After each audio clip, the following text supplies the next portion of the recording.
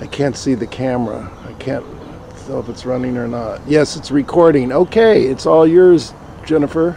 Okay. My name is Jennifer Palmer Lacy, and I live on the street Silver Ridge Avenue. And this is the home of our friend Ellen Jacobs, who built this house. It's a Dion Neutra house, mostly. And they used to live next door to it, and then they had this lot, so they built this house next door to it, and then they sold that house to somebody else, which is a smart thing to do. So we are at the bottom of the drive, and I'm going to shut the camera off, and we're going to go up and knock on the door and see if Mrs. Jacobs is home. She's supposed to be for this interview, so hang on. Okay, so here we are at the top of the drive. Jennifer's going up to the front door, and I'm going to follow her up there.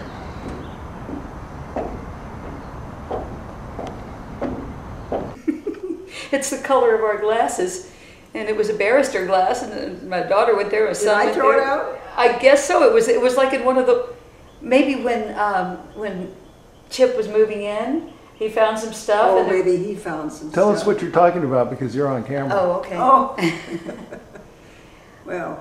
Well, where are we again? Okay, we're at the Dion Neutra somewhat designed house on Silver Ridge Avenue. I'm sorry. You know, and the company that actually made. By the way, you don't have to be polite. You can say whatever you want. That's right. We have no censorship. You can edit it. No, it's censorship. There's no censorship at all. No censorship. This is going to USC, into their archives, and as opposed to what UCLA has, long transcripts of oral interviews. This is going to be actually on video, so that somebody could look at it and see everything you say, and even, you know, describe what you look like and everything. So, and I've looked at some of the oral histories at UCLA. The dog's out again. Oh, I'm sorry. I have ADD, so. Is that the two whippets? The two whippets. One of No, the whippets. they live next door. Yeah, they get out sometimes and come over and visit. Do they? They're not supposed to. I know they're not. Anyway. They're very They're as picturesque. much of a dog as I want to have. They can come over and then they go home, Right. like grandchildren. Just like lovers. Yes. Okay, so we were at the Dion Neutra house on Silver Ridge Avenue, which was built, what, 5 years ago? This one, Uh-huh. we've lived here. We moved here February 1st, 2007. Okay, so almost 5 years ago. And we both had the idea to build these architectural houses, and actually you started later than we did, and we haven't gotten anything but some nice pictures Plans, at this point. Pictures, yes. Well, we had the plans, but I had no idea what the outside of the house was going to look like. Oh, really? Because He didn't give you elevations. that was one of the problems.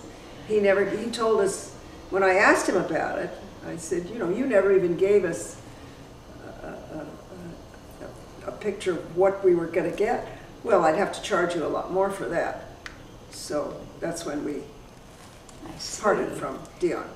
Plus the fact that he wanted another $30,000 to oversee the building so that we would not change anything of his design. Which hadn't quite been designed yet. Oh, everything was designed inside. Right, but We were ready to if you don't build. know what your house looks like, how could you go for that if you didn't know what your house was going to look like on the I just exterior? didn't know what it was going to be like outside. Exactly. Exactly. But we were so fed up that we decided, whatever it is, we've got wonderful contractors, the best there is, and they'll take care of it. Atlantis, right? Atlantis. And They I'm were thinking about fabulous. talking to those people too. They were, I mean, I still call them. If I've got anything, I wanted to put another lock on the front door, and he came over. And, Wow. you know, it's just, they were wonderful. Yeah, he's a nice young fellow. Yes, they're very nice. So, Anyway. so the house got built anyway, and it's a beautiful house, and it is you consider it your dream house at this? No, but it's okay. And she has Ellen love has it. a very large art collection, and there's a lot of wall space. That's right. But his planning, we weren't smart enough to really understand the plans, because I really wanted more glass along here. Right. And he had the idea that I would put 2 of my very large paintings on this wall, which I would never do. I mean, I can't imagine, you know. 2 together, And no. fight with each other? Yes. Well, yeah, and you've got a garden, which one would think one would want to look at. Well, whatever. Yeah. Whatever. My husband and I built the house. We always wanted to build a house, and that was just getting too big for us. And we owned this piece of property. So when he was 80 years old, we decided that we would build this house. And I wanted another small bedroom or an alcove or something for computer, but Dion said you can't do that, too expensive. Whatever. So it's not exactly what I wanted, but it's comfortable. Our feeling was if something happened to one of us, the other one could live here very comfortably, because it's a big house, but it's a small house. It's 1 bedroom.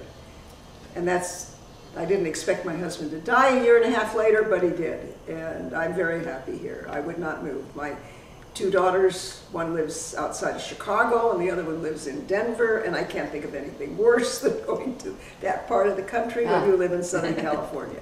No, that's for sure. So, tell us how you met your husband and how you came to live I here. met my husband at LA City College. I was working. I was 18, and he was a student there at the time, out of the Army. And I met him the end of October at I think it was a Halloween dance, that all my Catholic friends said, would you like to come to a Newman Club dance? And I said, okay, I'll come. And I met Paul there, the only 2 non-religious Jews who were there, I think. But I met him, and then I didn't hear from him, and I met him at came back to another dance a few weeks later, or whenever, and met him there again, and that was it. And when did you two? That was 1947. 47. Really? So One of you the knew him a things that long happened- time. Yes, I did. I had just graduated from high school in 1947. And when did you come to Silver Lake? We moved here in 1974. We were in Japan at the time, and I think we were, and we got a call and found out that his aunt had died, Paul's aunt, and then his uncle died a few years later in 1974, and the children were going to sell the house. And we lived in Inglewood, and our children all graduated from Morningside High School. Our youngest was a 5% minority. We would have stayed there, but this came up, and it's a beautiful house. This is the house next door that you originally lived in, just to clarify. We raised our children in Inglewood. Right. And then when this came up for sale, they said, if you can sell the house in Inglewood and you want to buy this one, we'll get a price. And they did, and we did, and we moved in August, I think it was, of 1974. And how much did a house cost At that on time, this hill in 1974? the house and lot, which is actually 3 parcels, that's on 1.5 and this is 1.5, was $62,000. Amazing. So Yeah, that's how much our little shack on Glendale Boulevard cost when we moved here in 81. no, this was a lot for $62,000. Yes, it certainly was. And what did it cost to build a house? By the time we were through, something over around 800. That house. Oh, No, that this one? one. No. That one was about 12,000. You bought that house for 12,000. No. The That lot. house They was bought it. built for 12,000. I see. Okay. We bought the house and lot for 62,000, and this cost around 800,000. And what year was that house built? 1932. Okay. So it's sort of a ranch style house. It has the horizontal brick, and it's sort of rustic inside. It's got a lot of paneling. It's got 4 bedrooms, and upstairs is what we used as a den. His uncle was an attorney, and it was his office. It was his dressing room. It had closets. It had a desk, we had a television in there, and that was where we sort of lived, because it's a very large living room, dining room, breakfast room, kitchen, service porch, service yard off the service porch. And it also had a funicular. Well, that was put in because his aunt had a malignant brain tumor and wasn't able to walk. So that was put in. There are several maybe houses 10 on the years street with before. funiculars. So you can put your groceries in a box at the bottom of the hill and it takes them up? Makes Theoretically. You can carry your groceries up twice by the time that elevator gets to the top. It's very slow. Yeah, there's always people getting We had serviced. thought we would put an elevator in this house because we figured we'd lived here till we're ancient. And Mr. Neutra thought it would be, a little under 30,000, and we knew we couldn't afford. No, he thought it was going to be 10 or 12,000. It turned out to be close to 30,000. And we couldn't afford that, so we never put it. I have a big storage closet in there that was the elevator, which I refer to as my elevator closet. But Did you tell us where you were born? I was born in Los Angeles. I think we lived in Carthay Circle out that way, I think. And you went to high school where, LA? I went to LA High. I went to John Burroughs Junior High. I went to Carthay Center Elementary School. In between, from about half of the 5th grade through the 8th grade, my father had died and I went to boarding school out in Azusa, which was a little village with orange groves. And that was during the war years. Because my mother went to work for Douglas Aircraft. And so I went to boarding school. Then I came out and finished 9th grade in John Burroughs and then went to LA High. My husband went to Franklin Avenue, Thomas Darkane, and Marshall. Local boy. And Occidental. Graduated from Occidental. Still local. Still local. And our middle child, our daughter graduated from Tell us, how long were you married? It would have been, he died the end of October, which was exactly almost to the date of when we had met in 1947. Amazing. And he died in 2008. And our 60th anniversary would have been the following June. So 59 and almost a half. And what about the kids? I have 3 children. The oldest is Michael, and he lives up north of Carmel. He teaches drama, he teaches drama at Carmel High School, and he teaches accent reduction and public speaking at the Monterey Institute of International Studies.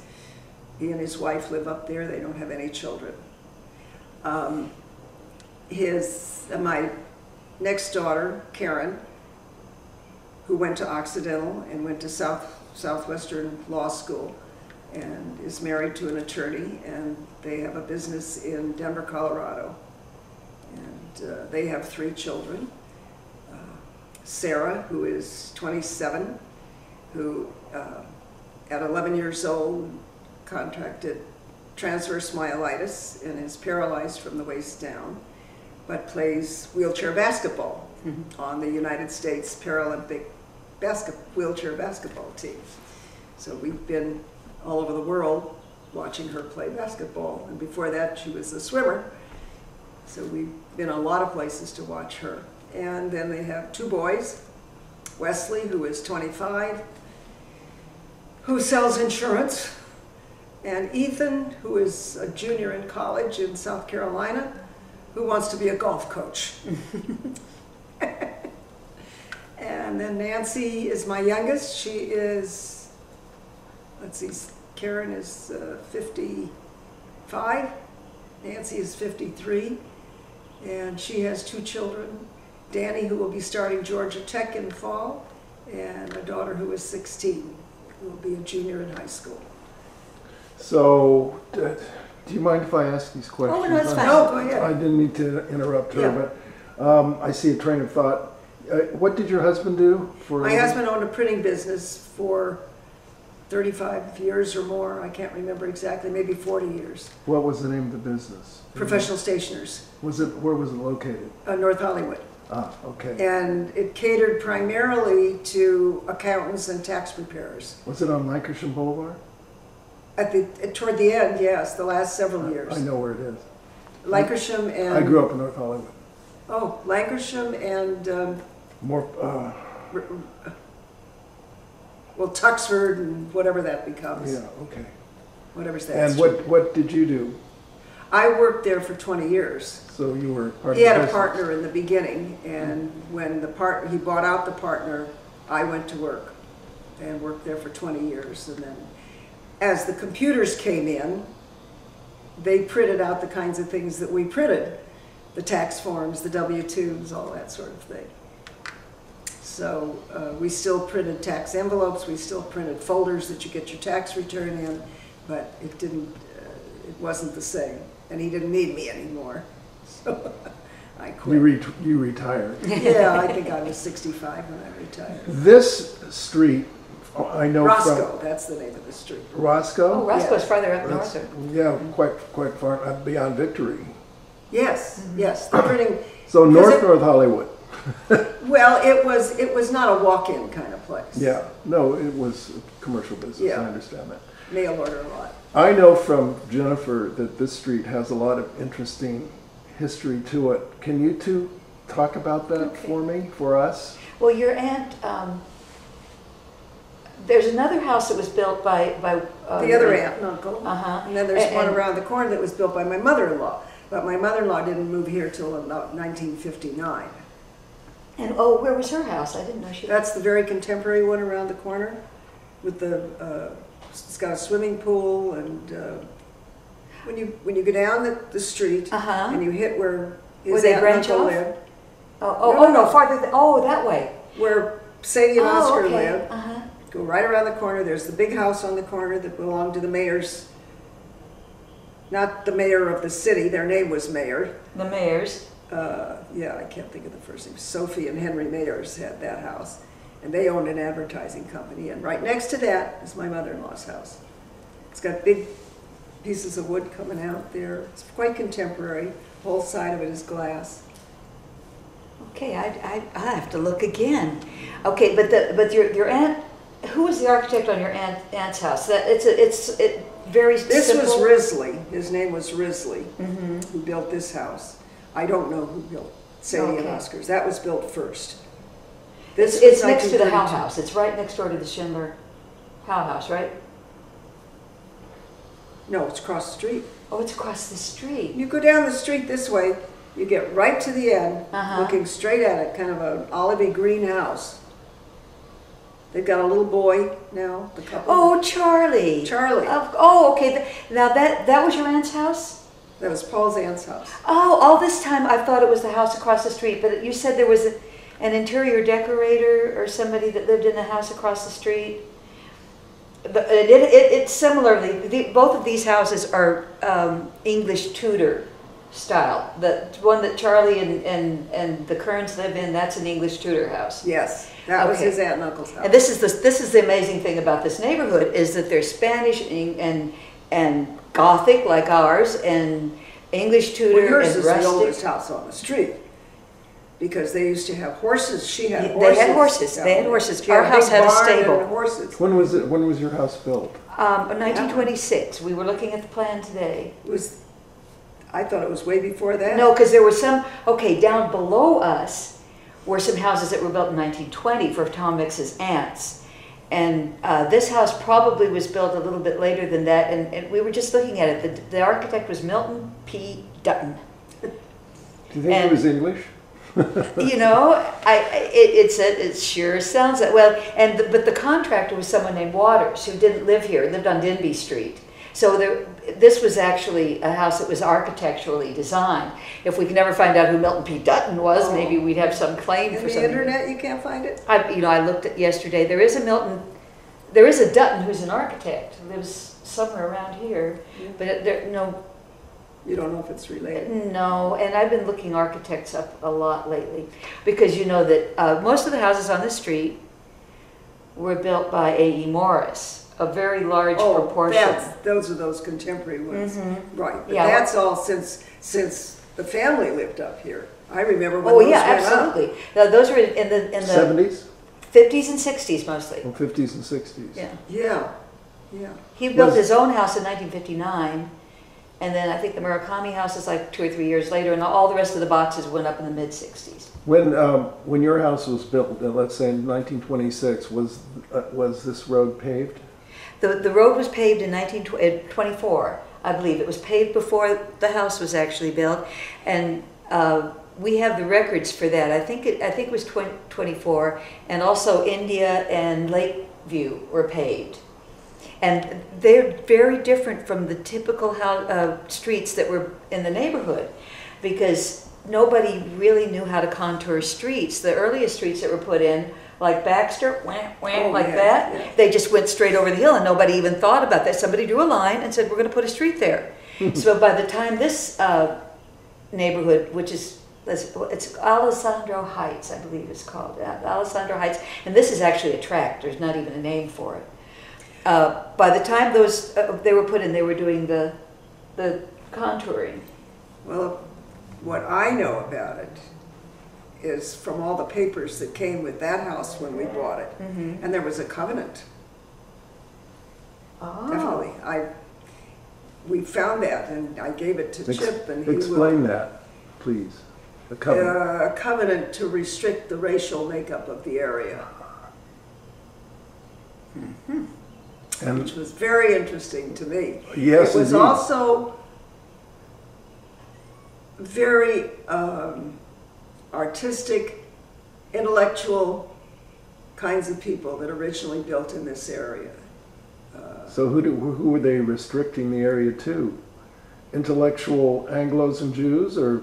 There were a lot of Jews, obviously. I mean, I know of 3 or 4 that were original owners through here, certainly, though they were not religious Jews at all. Sectarian. Very non-sectarian, very secular. His aunt and uncle, the aunt and uncle who lived down the street, the people who lived on the other side of that house, the Charlins. The Rose Charlin Nursery School. That's right, down on Lakeview. There's this book of Bohemian Los Angeles. A lot of this is covered in Bohemian Los Angeles. It's a book that came out a couple of years ago. And he talks a lot about the sort of socialist communist groups that were organized up here, and homosexual groups that were organized up here. Probably. I don't think his aunts and uncles were that far to the left, but I know his aunt marched in suffragette parades when she lived in New York. But they became rather conservative, was a rather wealthy conservative, but Democrats. So the covenant was to restrict blacks, I think so. Latinos, Asians. Yeah. And yet, before World War II, all of Los Feliz Boulevard was Asian nurseries, flower nurseries, and I guess the only one left is Tokyo Nursery down on High. Is that still open? Yes. I go by there on the way to Trader Joe's. Yes, and it is. No, you can go in there and buy a plant. But I just love the area. I just would not want to live anyplace else. And mainly because it is such an eclectic neighborhood. You've got everything here. And it's close to everything. Exactly. It's easy to get any place. So Now, originally, you probably remember what was at the shopping center before. Well, Disney Studios. Well, that's the Mayfair Shopping Center. Yes. But the one where the Ralph's is now? Down at the bottom of the hill? You remember what was there? Well, there were different markets there. Little markets. Yeah. Well, there was a Hughes before. There was a Hughes. Well, it was Hughes before, yeah. But before that? I don't remember. There was a Market Basket down there. I think when we first moved here, it was a Market Basket. Then it was Hughes.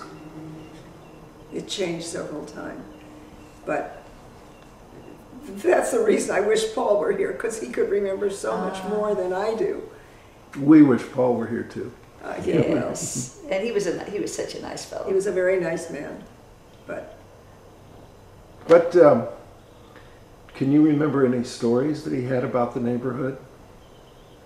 Well, most of his stories as a child were living on Franklin Avenue and, riding his bike down they lived at the very top of the hill.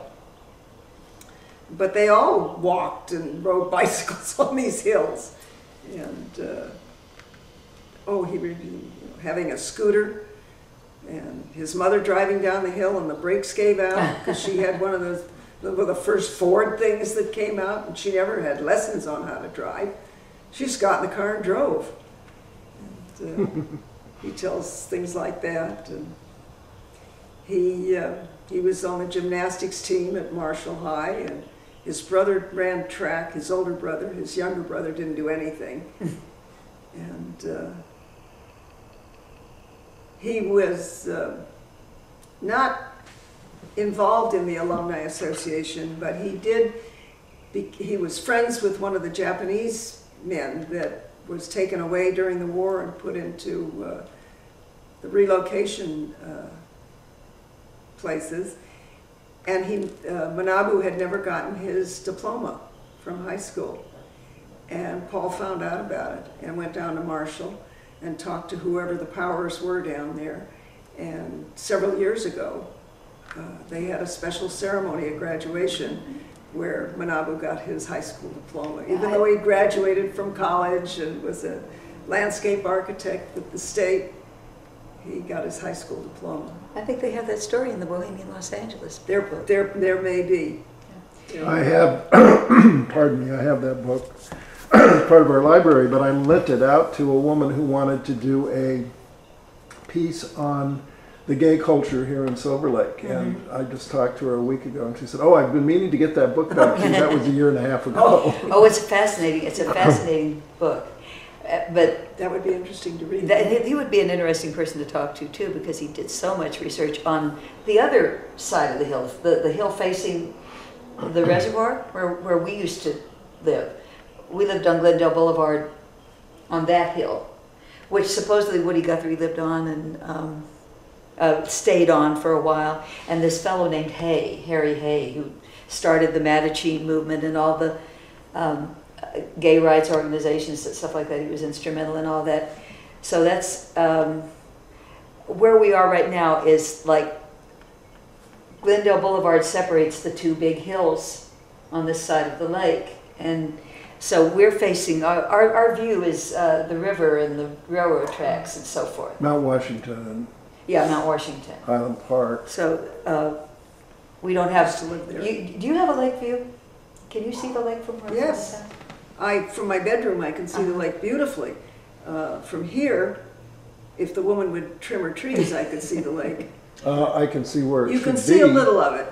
I don't know if you can see it through that window or the dining room window. This window to my right, to the right of Jennifer, who is now on camera, faces west. And yes. To the northwest, we can see the observatory and probably the Hollywood sign. The Hollywood sign is out there somewhere. It is. Yes, you can see both very clearly from the bedroom.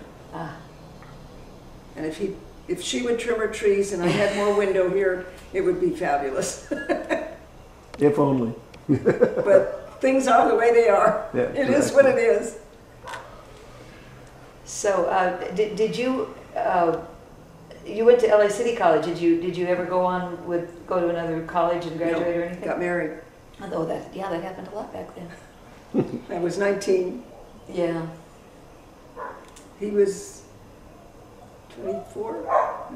Yeah, I was 19. He was 24. But that's what we did in the 50s. Sure. We got married, and 3 years later we had children, and it went on from there.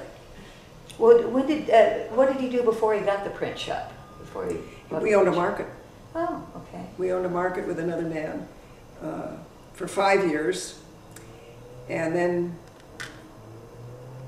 the partner wanted to do something that Paul didn't approve of, and so he bought Paul out, and Paul went to work for a man who sold paper to print companies. Uh-huh.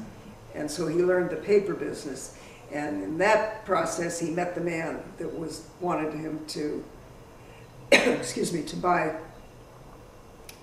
the printing business. Mm-hmm. And that's what he did, and he was in that for years, and he finally bought that partner out, fortunately. And where was the market? Huntington Park. We lived in, When we first got married, we lived in Highland Park. And then when he was going to Occidental College, and then when he graduated, the only job he could get was the bank teller at Bank of America in Pasadena. And we moved to Pasadena for a short while. And then I think I was pregnant and he had bought the market, so we moved down to Huntington Park. And from there we moved to Inglewood after our first child was born. But all my kids were born in Pasadena because that's where we started out, and that's where the doctor was. That's like the opposite. I used to have to go to Inglewood for all my well baby checkups because my son was born in Inglewood and in a Volkswagen van. Anyway, that's another story completely. So all the art that you have in your art collection, when did you start collecting art? When we moved in that house next door. We had a lot of prints and posters and stuff. A lot of them are still downstairs.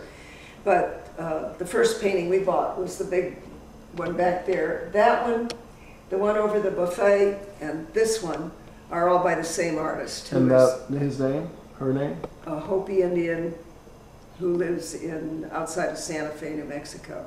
Is that the person there in that book? Or is it? Yes, that's in that book. Dan Nemingha? Dan Nemingha. What's his name again? Dan Nemingha. I know his work. From galleries in Santa Fe. Yes. Yes. Yeah. Right now, I can't think of the name of the gallery, but his gallery is in Santa Fe. Yeah, I like his stuff. If we may, when we're finished with the sit-down portion of this, if you'd like to give us a tour of your house and the I'd be artwork, happy to. that'd be great. Not downstairs. That's up to you. That's up to you. Unmade beds. Yes. No. The beds are made, but it's just Off limits. It's storage primarily. Okay, that's There's no fine. bathroom downstairs. Before we do the tour, with your permission, can you tell us about what it was like living in this neighborhood and raising your kids? Your I did family? not raise my children in this neighborhood. Oh, that's right. Okay. I raised my children in Inglewood. Well, then after you moved here, The youngest had just started college in Illinois. And There was a lot of empty. There were a lot of empty lots. When we moved here, there were none of those apartments, those duplexes across the street. Next door, Mrs. Lewis lived there, and in that direction, I think all the houses were here. I don't think there's any new houses on this side of the street that way. There were a few houses this way, but there's 4 duplex type places up the street on that side that are new. Do you know who it was that, were those all built by the same person, or? The ones on that side of the street, I believe so. Because those are Alan Morris's, and On this side of the street? on this side? No, on that side. No, I'm talking about this side of the street. On this side of the street.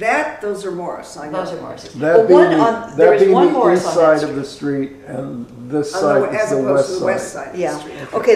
The west side is much more diverse, but there's one Alan Morris, that A-frame. Is that an Alan That's Morris? an Alan Morris. That's old. Yeah. I remember when that was built. Like when? Oh, God, it was before my mother-in-law moved here, and she moved in 1959. So had to Really? be Well, somewhere along they in there. prevailed upon Alan Morris to build them an A-frame. And so Alan Morris built them an A-frame with a big box on the back of it. That's right. Doesn't work. It actually is quite beautiful because you don't notice the box.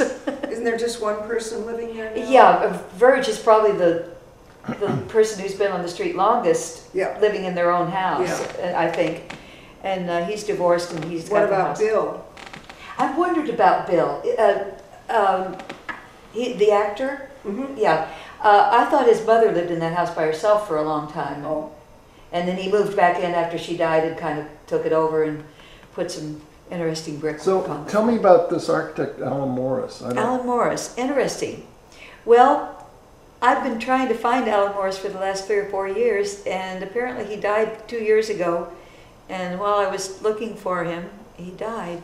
But he was a Frank Lloyd Wright apprentice, briefly, just long enough to say I was a Frank Lloyd Wright apprentice, Of like course, maybe of 3 course. months, 6 months, something like that. Of course. And then he came out to originally from Oregon, and there's another fellow named Glenn Smalls that's from Oregon, and they came out here, and both of them would try to get a job with somebody fairly reputable, and someone would say, well, you're a little bit too experimental for us. Why don't you go see Lautner?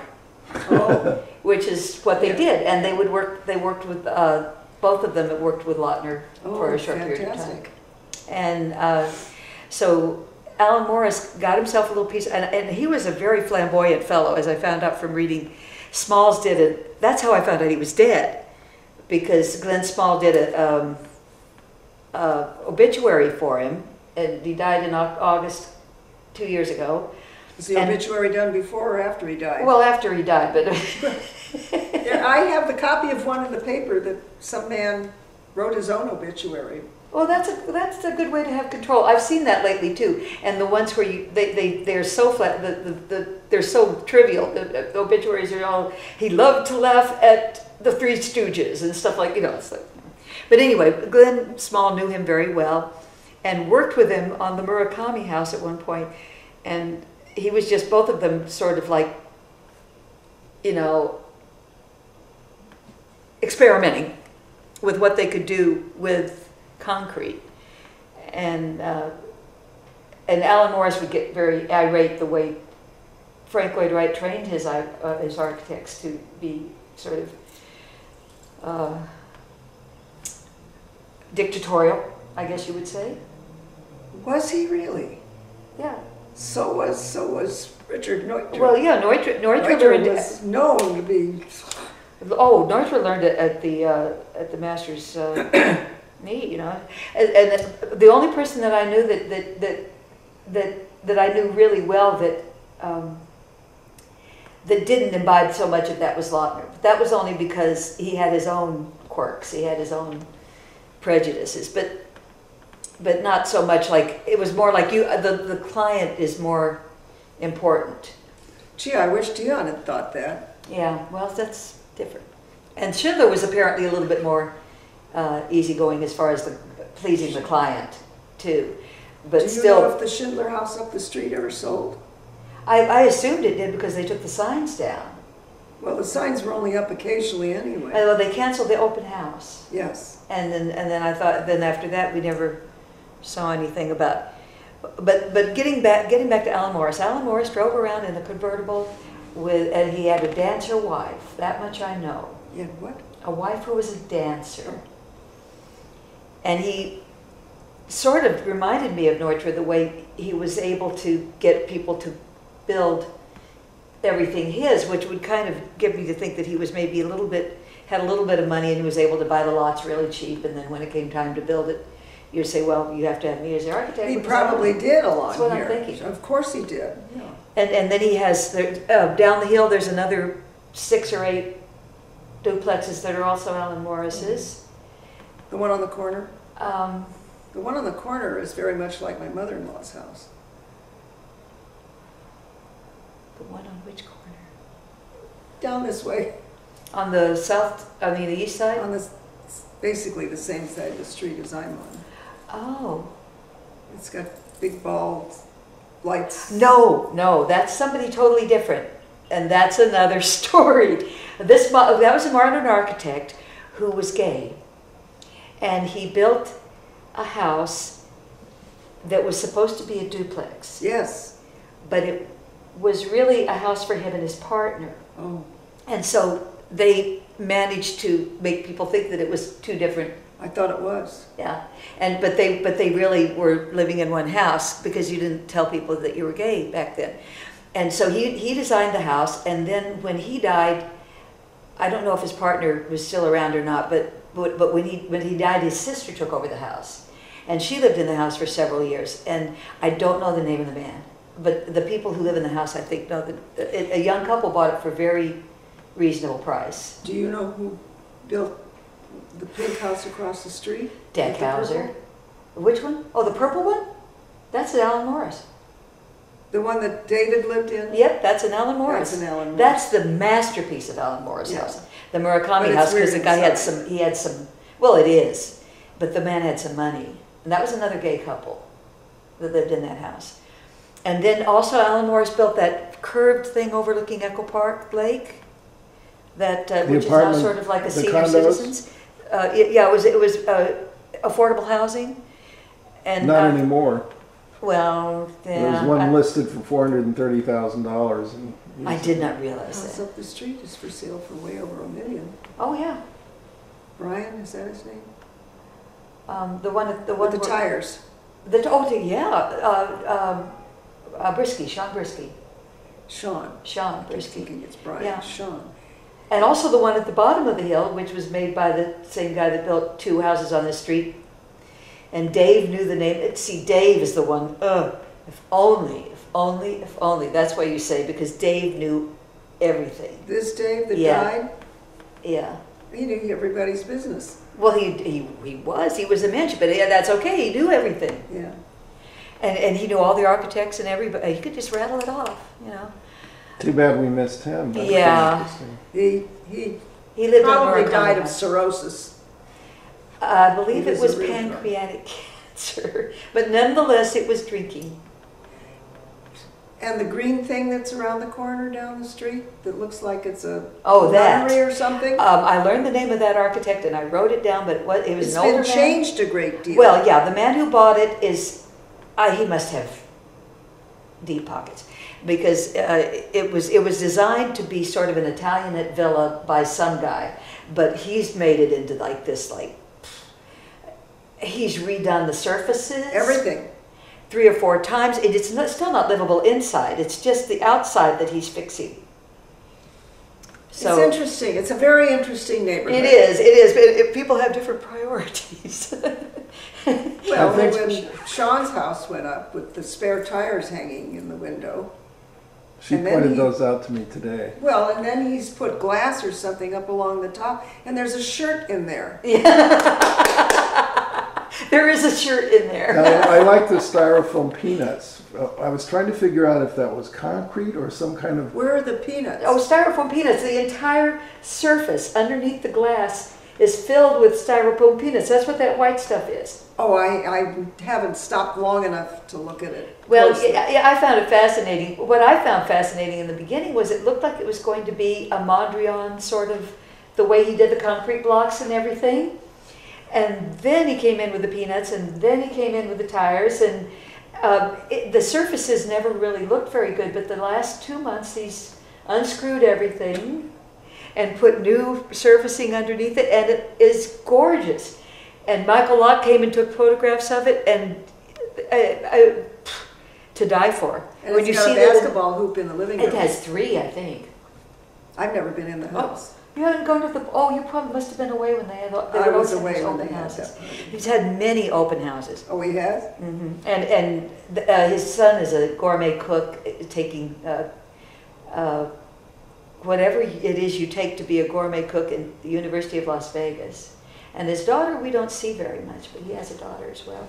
But the thing is, they You have know 2 why he's children, selling and the their house? children are going to college, and that's why they're selling Oh, it. really? Yeah, they don't really need such a big house. It's like 3 or 4 Well, bedrooms. Of course, we bought Same that thing we house did, as the last one went off to college. But somewhere or another, they all came home again periodically. Yeah. See, that was the I was theme. very glad when they all got married and Cleared out. I was showing my daughter our plans for our house today, and she's like, yeah. Like, she doesn't believe that you're ever going to that we're going, because it's taken so long. I mean, at first you have to get the meets and bounds done. You have to get the survey done. I know. Been there, done that. Exactly, and the soils. Soil tested. You have to clear your lot. By the time you get starting to build, it will cost you a small fortune. Well, it already has. And it's going to cost more. I know, that's what. Let's end the sit down at the... And they got a bus up here, and they were afraid to leave the bus up here. Well, there's no parking hardly at all. And the bus never came back. Once it dropped us off once, it never came back again. Because the streets are really, and my sister is afraid of it at night. Well, the way people come up. Oh, the rain. I came up here one time when it was raining. Raining. Yeah, raining at night. And it was clutch the steering wheel and because if grip someone's your coming the other teeth. You direction, get used to it. Yeah, you have to get used to My it. friend who comes up here regularly, he just panics every time he comes up. yeah. But I did find a parking place right by your driveway. You're very That's- lucky. that You're is lucky. very lucky. The problem that I feel is that when all those duplexes were built, they allowed for one car for each side. Mm-hmm. And when we first moved up here, there were a lot of students living in those places. So there'd be 7 people, and all of them had cars. And it was, my daughter was married here. This was an empty lot, and we tented it. We had to have a parking attendant. There was no way that anybody could. Still do whenever there's a party. We had that. Carpool from Ralph's or wherever, from the parking lot down there would be the only way to get a large group. Well, yeah, the bank will let you use their parking lot sometimes, and you can. I have no Parking. idea where the parking attendant put the cars. Wasn't my problem. True, that's why I hired him. But we did that twice. We did it for my husband's 80th birthday party, and we did it for her wedding. Yeah, It was you have to do that. very interesting. You had to have a parking attendant. Streets designed for 1920s traffic and 1920s And automobiles. horses, not to mention that there were horses here. What Yes. about public stairways? Are there any? There are. Yes. There's one down the street. We call it the Dead Dave Stairs. Does it go down to Alessandro? It goes all the way down to the school. To the school? So Yeah. it's just Sandwich. between this street and Lakeview? Between this street, Lakeview, and goes down from Then there goes to the further down. easement, and all the way down. From there, you can walk down to the school. I think there's a book out with all the stairways. Yeah, I got that book too. Well, actually, Charles Fleming Yeah. did a book on it, and we have a map that was provided by the Department of Public Works. You went on some of those hikes. Some of those Yes, walks. yes. And there are over 50 Yes. stairways, and some of them go up to paths, like Loma Vista, which is right over there. There are cottages built up along the top of the ridge, and the only way to get there is either from Glendale or from Alessandro. And you take everything up and bring everything down. All the trash cans are down on Alessandro. Yeah. And we've talked to some of the people who live up there. They love it. The cottages were built for Tom Mix, for movie people, temporary housing for extras and so forth. And now they're permanent homes for people who want to get away from it all, but want to be near the middle Still of in the the city. city. Yeah, and there are others on the other side of the reservoir like that too. Well, this house has 42 steps from the garage to the front door. And the next one has about 75, but they have a driveway that goes up. But I don't know when that driveway was put in. And then a couple of doors down, because I used to go around collecting, Oh, did you do March of Dimes? yeah, that kind of thing. And the one house that has an elevator also that goes straight up, they have 90 steps. I only did that once. So there's a house up here with an elevator. Yes. Okay, that's 3. Oh, okay. Everyone claims 2. B Gold has 1. There's the house up on the other ridge over here that has 1, and now 3 up here. The one up the street with the 90 steps has like a box that goes up. Does the elevator? Where does the elevator come up And from? next door, it's a chairlift. That goes from the street and comes up to the landing behind the garage. But the one with the full elevator. But it's a funicular. It's a Oh, funicular. it's a funicular. Yeah, Okay, yeah. that's different. We're talking. But there is another one with an elevator There's on one it. on Lakeview that's outside the front door. Oh, yeah, there is. Because they told me that I could put that in if I had to. Yeah, Right there is. outside my front It's door. it's only like a 2-story house, though. It's Well, it would be the same thing for me. if yeah, I- it's on Lakeview. on the other side of the street. Yeah, on the other side of on the east side. East side of the street. Just about 4 or 5 houses down. It's a And it's a genuine lot elevator. less- It's an enclosed elevator, Yes, it not is. a funicular It is. or a lift. It's No, it's an Got some elevator. glass. that's 3 then. Everyone says they're 2, and now we know there are 3. Okay, we know what the other one is like on Easterly, maybe. Yes. Yeah. Okay. Yeah. Okay. All right. I'm going to. So you must go to New Mexico. Pardon? You must go to New Mexico. Okay, so I'm looking Yeah. at the Ed Moses. That's an Ed Moses that belonged to my mother-in-law. My aunt my husband's aunt, who lived up the street, Oops. was part owner of Ferris Gallery on Lacy. Really? Huh. Yes, she was Interesting. basically the financial backer of Ferris Gallery. And then this piece, That's Dan Dominga. Dan Dominga again. And there's some other Indian Those art are here. sand paintings. This is Sand painting. Oh, your sculpture. Okay, I'm coming back. I have to move That's- slowly. Alan Hauser, who was a very, very famous Indian Navajo, Hopi, I don't know exactly what he is, but he's got A Native American. Native American, and he's got a sculpture, I think, at the United Nations, and you'll find them where they used to also. Dan Dominga. That was the first one we bought, because we thought it would go over the fireplace in the other house, but it didn't fit. Yeah, I like his And work. I cannot remember the name of the sculptor who did my butterfly. Butterfly, the butterfly woman. Yes. And you don't recall the name of the sculptor. I just, Isn't she wonderful? it may be on the back, and I can't move the thing, so I don't remember the last one. Another Dan Dominga. And the furniture is Danish modern. Do you remember when you bought that? When? Yes. Oh, good grief. In about, I Okay. have it, I mean, I have the record somewhere, That's all right. It's because just I recently got appraisals on all of it. such Just a. so it's a it good- doesn't bring anybody in here stealing anything. Well, no, I don't think so.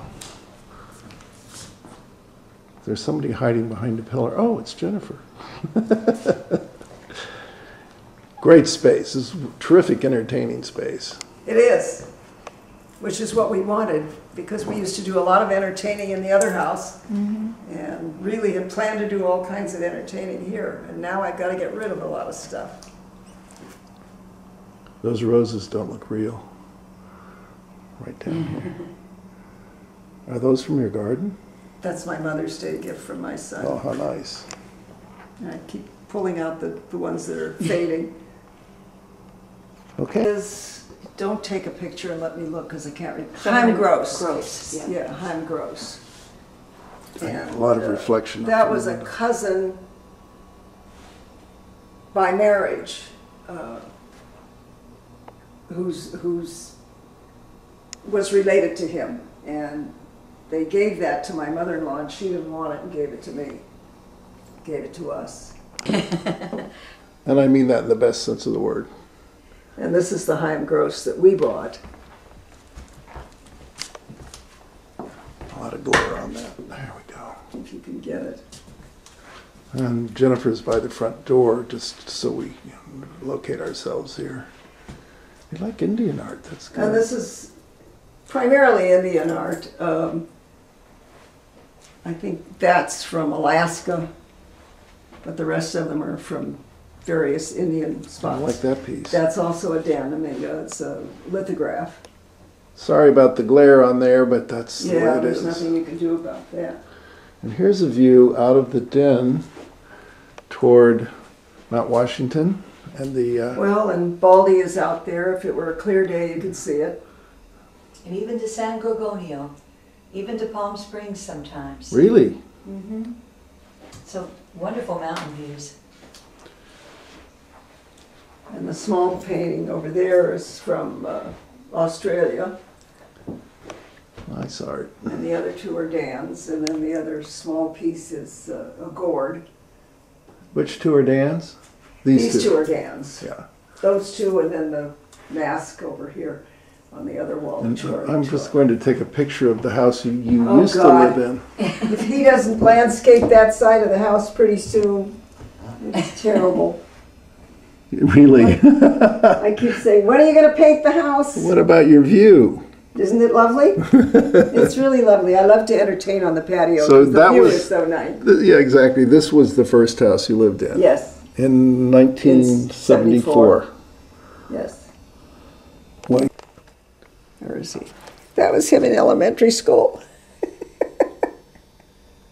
And he went to, where was it? He went to Franklin Avenue. Franklin Avenue. And Yeah. here's Paul as an adult. as a senior. Yes, that's when he was president of the North Hollywood Chamber of Commerce. Very good. Dominguez book over. This is a view looking from the front door north, and as I pan around, we're looking at that's Echo Park. In twixt and tween, and then the San Gabriel Mountains in the background, which aren't very clear and probably won't even show up. It's not clear. Yeah, it can be so pretty, and then there are days like today. And now we're looking east. And we came up that driveway, and that's my car parked down there, partially blocking the driveway. You could have parked up at the top. I figured I probably could have. Okay. And she did that. And that I got. Yeah. John Fox, is that his name? Oh, is it John Fox? Yeah. You know, there's a couple of guys. I thought it was Dan that you had got that one from.